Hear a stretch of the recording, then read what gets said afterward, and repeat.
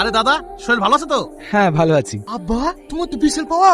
আমার স্কুলে দারুণ পর্যন্ত তোমাকে চেনে। তোর থেকে বেশি আমাকে স্কুলে আসতে হয়, চিনবো না? কিরে পিন্টু, এবার বাপের একসাথে করতে হবে নাকি? হাট এখান থেকে, হাটের বসে ছেলে এবার আমার নাম ধরে টাকা মারেছে। দেখিস আব্বা, এদের লজ্জা কেন বলে কিছু আছে? তোর আছে, এক ক্লাসে পড়িস, ক্লাস ফেল, নাম ধরে ডাকবে না? দেখো আব্বা, এবার আমি কলেজে যাবই।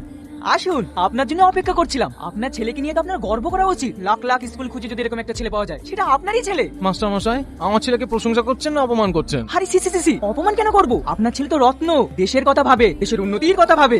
কেন স্যার, আমার ছেলে আবার কি উন্নতি করলো? আজ 5 বছর ধরে আপনার ছেলে একই ক্লাসে আছে। প্রতি বছর খাতায় ভুলভাল কিছু একটা লেখে, এবার তো কিছু লিখিনি। ওই পরিষ্কার খাতাটা নিয়ে অন্য একটা স্টুডেন্টকে দিতে পেরেছি। এটা দেশের উন্নতি না তো কি? এই মাস্টার কি বলছে? খাতায় লিখিস নি কেন?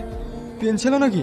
তুই যে পেন কিনতে টাকা নিলে? ও টাকাটা সিগারেট খেয়ে ফুরিয়েছে। না না আব্বা, স্যার মিথ্যে কথা বলছে। আমি সিগারেট খাইনি।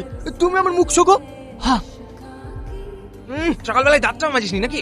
সরি স্যার, এবারকার মতন ক্ষমা করে দেন। সামনের বছর ভালো করে পরীক্ষা দেবো। তুই আমাকে ক্ষমা কর বাপ, খুব পরীক্ষা দিছি। তোকে এই স্কুলে আমি রাখতে পারবো না।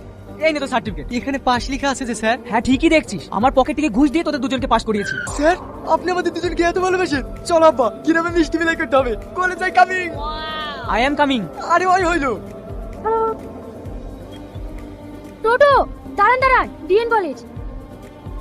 কি দেখছেন এভাবে? তোমাকে। তাড়াতাড়ি চলেন তো, কলেজে টাইম হয়ে যাচ্ছে। আমি ওই কলেজে পড়ি, ফার্স্ট ইয়ার। তোমাকে দেখেও মনে হচ্ছে যে তুমি ফার্স্ট ইয়ার, কিন্তু আমার কলেজে অনেক পাওয়ার। তোমার যদি পড়াশোনায় প্রবলেম হয় বা কেউ যদি ডিস্টার্ব করে, তুমি আমাকে বলবা। শুধু নামটা মনে রাখবে, পিন্টু। আর তোমার নাম? দেখুন, ময়না। এই নামটাই তোমাকে অনেক মানাবে। তুমি দেখতে অনেক সুন্দর। আপনি চুপ করবে? এইরকম একটা সুন্দরী মেয়ে যদি সামনে বসে থাকে, তাহলে কি চুপ করে থাকা যায়? আচ্ছা তাহলে বকো।